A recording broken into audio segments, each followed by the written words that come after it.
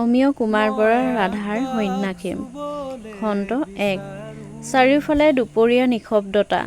চহৰৰ বুকৰ চঞ্চলতাৰ পৰা বহু আঁতৰত নিজান ঠাইখনৰ দাঁতিতে থকা সৰু টিলাটোৰ ওপৰতে অনুৰাধাৰ ঘৰ। ঘৰৰ একমাত্ৰ ছোৱালী তাই। মৰমতে তাইক মাইনা বুলি মাতে। দেখিলেই তাইক বৰ মৰম লাগে। বিৰিয়া দাঁতটোৰ সৈতে তাই হাজাৰজন ল'ৰাৰ তাজ। বাটে পথে ওলাই গ'লে তাইক ঘূৰি নোচোৱা ল'ৰা নাই। কিন্তু তাই এইবোৰ ইমানকৈ ভাল নাপায়। সেয়েহে তাই পৰাপক্ষত ঘৰতেই থাকি কিতাপৰ লগত মিলি থাকে। পঢ়া শুনা ফালৰ পৰাও তাই বহুত আগবঢ়া।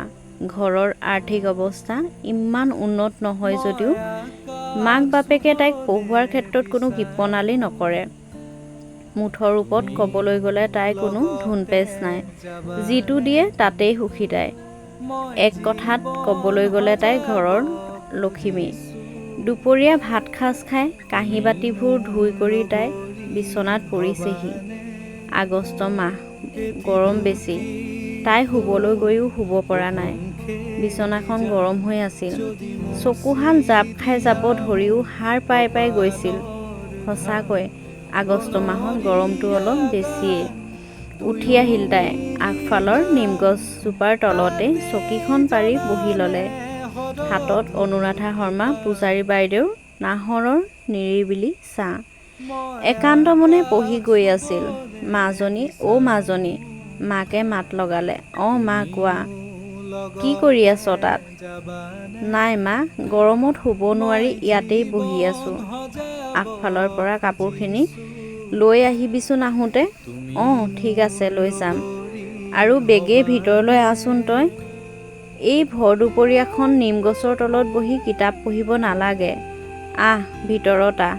ভিতৰত অহাৰ মন তাইৰ নাছিল যদিও মাকে অলপ খঙত কোৱাত তাই ভিতৰলৈ আহিল। লাহে লাহে ৰ'দটো অলপ কোমল হৈছে। আগফালৰ বৰগছ কেইজোপাৰ ৰ'দটোক ধৰি ৰাখিছে। কাপোৰবোৰ ভিতৰলৈ আনি জাপি কৰি তাই চিজিল কৰি আছে। তেনেতে তাইৰ ফোনটো বাজি উঠিল। ফোনটো তাইৰ বান্ধৱী ৰশ্মিতাই কৰিছিল। ভালে আছনে অনুৰাধা? আজিকালি খবৰেই নলৱ।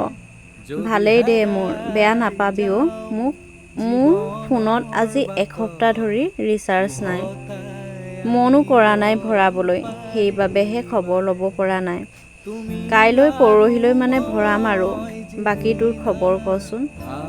মোৰনো কি আৰু, ভালেই দে। বাকী গুৱাহাটী কেতিয়া চিফ্ট হ'বি? ৰচোন নকবি, বৰ দুখ লাগে অ'। মা দেউতাক এৰি কেনেকৈ যাৱ? মোৰ একদম মন নাই।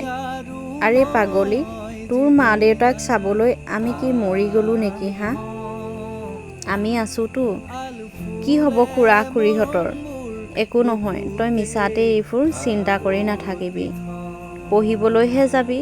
ভালকৈ পঢ়া শুনা কৰিলে মা দেউতাই কিমান ভাল পাব, কিমান সুখী হ'ব ভাবি চাইছনে? সেইবাবে এইবোৰ চিন্তা একদম বাদ দে আৰু পঢ়িব যা। তয়ো ভাল কথাই কৈছ দে। হ'ব দে যাম। বহু সময় তাই কথা পাতিলে। অহা মাহৰ 5 তাৰিখে তাই গুৱাহাটীলৈ যাব মাষ্টাৰ ডিগ্ৰীৰ বাবে। মাক বাপেকৰ মন তাইক গুৱাহাটী বিশ্ববিদ্যালয়ত পঢ়োৱা। আৰু সেই সপোন আজি বাস্তৱ হোৱাৰ পথত। কিন্তু মাক বাপেকক তাই এৰি যাবলৈ মুঠেই মন কৰা নাছিল। গাঁৱৰ বোকা মাটিৰ লগত ডাঙৰ হোৱা অনুৰাধাই কেনেকৈ ইমান ডাঙৰ ঠাইত অকলে থাকিবগৈ? ঘৰৰ দৰে আমেজ জানো তাই তাত পাব?